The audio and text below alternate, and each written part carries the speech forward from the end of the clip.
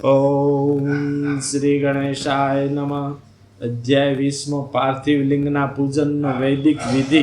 સુતવાસ અથ વૈદિક ભક્તાનામ પાર્થિવાર્ચા નિગદ્યતે વૈદિકેનૈવ માર્ગેણ મુક્તિમ ભુક્તિમ પ્રદાયિની. સુત બોલ્યા, હવે વૈદિક ભક્તોએ વૈદિક માર્ગથી જ પાર્થિવ લિંગ પૂજા કરી હોય તો તે પૂજા અને મોક્ષ આપનારી થાય છે તેમ કહેવાય છે. પોતાના સૂત્રોમાં કહેલા વિધિથી વિધિ પ્રમાણે સ્નાન સંધ્યા કરીને પ્રથમ બ્રહ્મયજ્ઞ કરી પછી તર્પણ કરવું.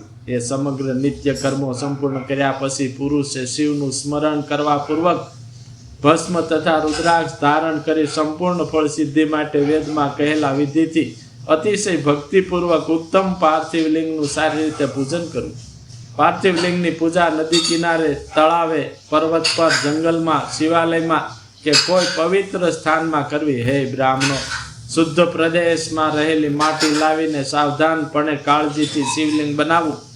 બ્રાહ્મણે ધોળી, ક્ષત્રિય લાલ, વૈશ્ય પીળી અને શૂદ્ર કાળી માટી લેવી અથવા જ્યાં જે હોય તે પવિત્ર માટી શિવલિંગ બનાવવા માટે લઈને તેને અતિશય પવિત્ર જગ્યાએ મૂકવી. પછી તે માટીને જળથી શુદ્ધ કરી ધીરે ધીરે તેનો પિંડો બનાવી વેદ માર્ગ અનુસાર ઉત્તમ પાર્થિવ લિંગ બનાવવું. પછી ભોગ અને મોક્ષરૂપ ફળ મેળવવા માટે ભક્તિથી તેનું પૂજન કરવું. તે પૂજાનો પ્રકાર હું વિધિપૂર્વક જણાવું છું, તે તમે સાંભળો.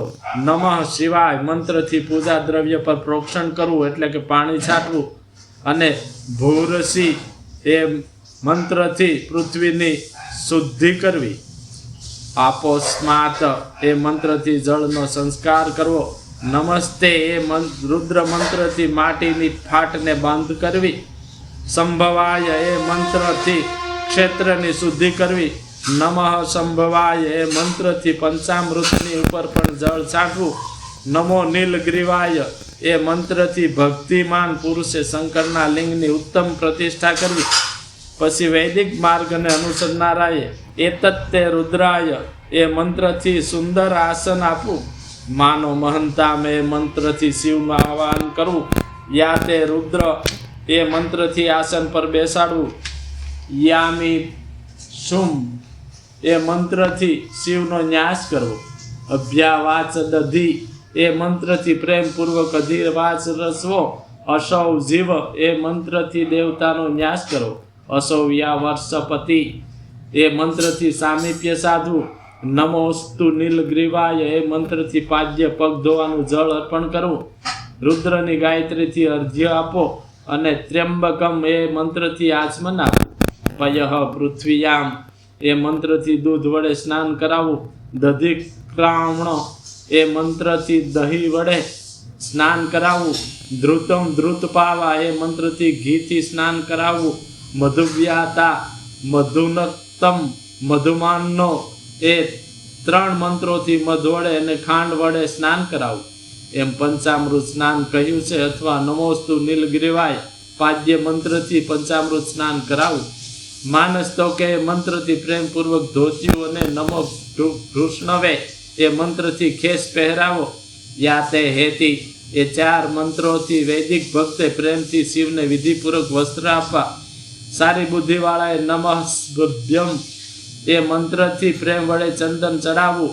નમસ્તક્ષભ્યમ એ મંત્રથી ચોખા ચડાવવા. નમઃ પર્યાય એ મંત્રથી પુષ્પ આપવા. નમઃ પર્ણાય એ મંત્રથી બિલીપત્ર ચડાવવા. નમઃ કર્પદીને એ મંત્રથી વિધિ પ્રમાણે ધૂપ આપો. નમઃ આશ્વે એ મંત્રથી દીવો ધરવો.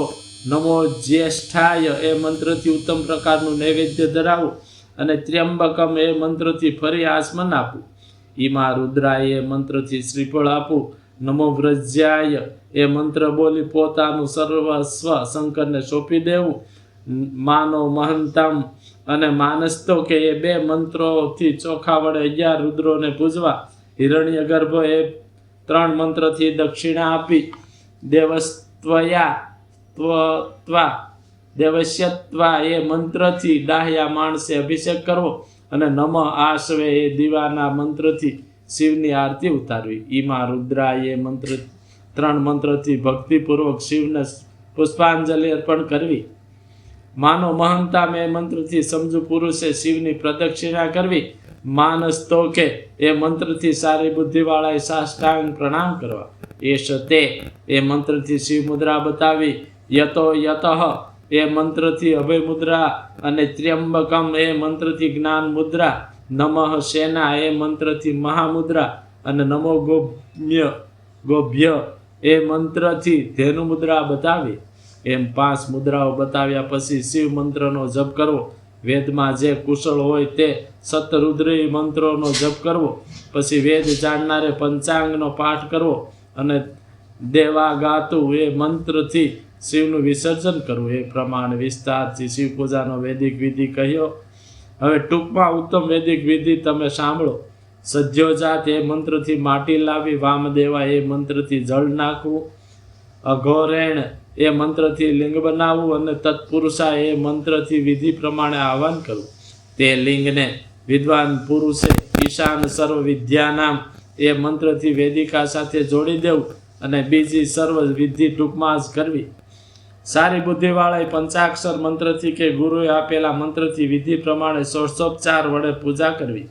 અથવા ભવાય ભવનાશાય મહાદેવાય ધીમહિ ઉગ્રાય ઉગ્રનાશાય સર્વાય શશી મૌલીને એ મંત્રથી પણ સારી બુદ્ધિવાળાએ સારી ભક્તિથી અને શંકાનો ત્યાગ કરીને શંકરનું પૂજન કરવું. કેમ કે ભક્તિથી જ શિવ ફળ આપનાર થાય છે. હે બ્રાહ્મણો, એ પ્રમાણે પણ વૈદિક પૂજાનો ક્રમ આદરથી કહ્યો છે. હવે બીજો પણ વિધિ સાધારણપણે છે તે હું સારી રીતે કહું છું. શિવના નામોથી પણ પાર્થિવ લિંગનું પૂજન કહેલું છે. સર્વ કામનાઓને આપનાર છે તેને હે મુનિશ્રેષ્ઠો તમે સાંભળો. હર, મહેશ્વર, શંભુ, શુલપાણી, પિનાકધારી, શિવ, પશુપતિ અને મહાદેવ એ 8 નામોનો અનુક્રમ ઉચ્ચાર કરી માટી લાવવી. પિંડો કરી લિંગ બનાવવું. તેની પ્રતિષ્ઠા કરવી. આહવાન કરવું. સ્નાનાદિ કરાવવું.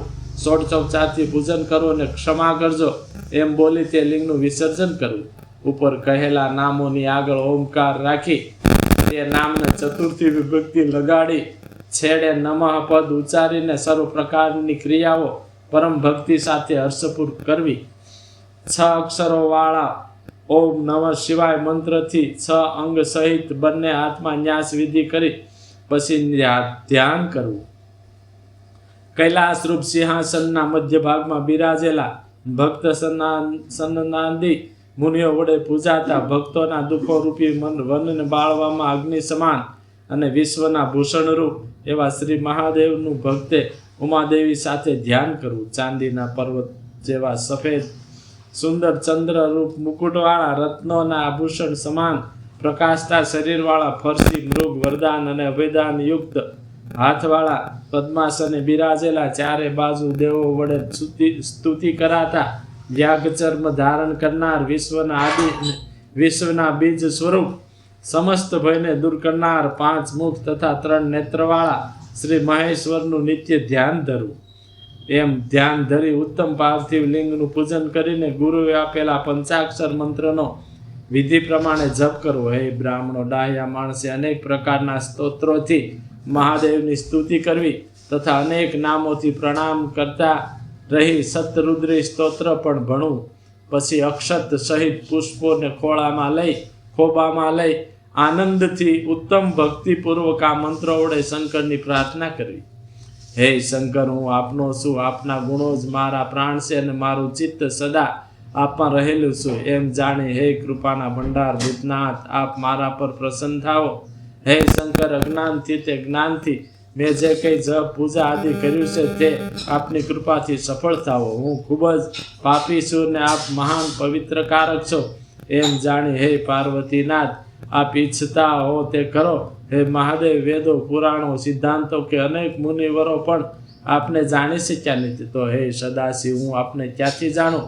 હે મહેશ્વર, હર કોઈ પ્રકારે અને સર્વ ભાવનાથી હું આપનો જ છું, માટે આપે જ મારું રક્ષણ કરવાનું છે. હે પરમેશ્વર, આપ પ્રસન્ન થાઓ એમ ભણી મુનિ અક્ષત અને ફૂલ શિવની ઉપર ચડાવી દે ભક્તિથી વિધિપૂર્વક શંકરને સાષ્ટાંગ પ્રણામ કરવા. પછી સારી બુદ્ધિવાળાએ પહેલા કહેલી વિધિ પ્રમાણે દેવેશ્વરની પ્રદક્ષિણા કરવી અને ફરી અનેક સ્તોત્રોથી શ્રદ્ધા સાથે સ્તુતિ કરવી.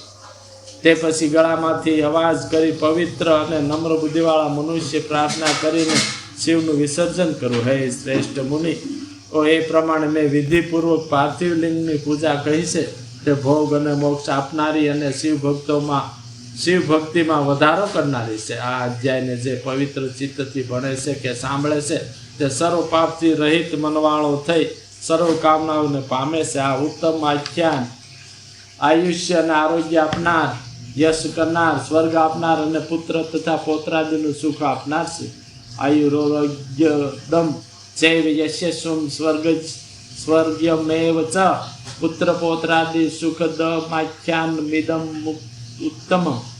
ઇતિ શ્રી શિવ મહાપુરાણમાં પહેલી વિદ્વેશ્વર સંહિતામાં સાધ્ય સાધન ખંડ વિશે પાર્થિવ શિવલિંગની પૂજાના વિધિનું વર્ણન નામનો 20મો અધ્યાય સમાપ્ત. બોલ મહાદેવની જય.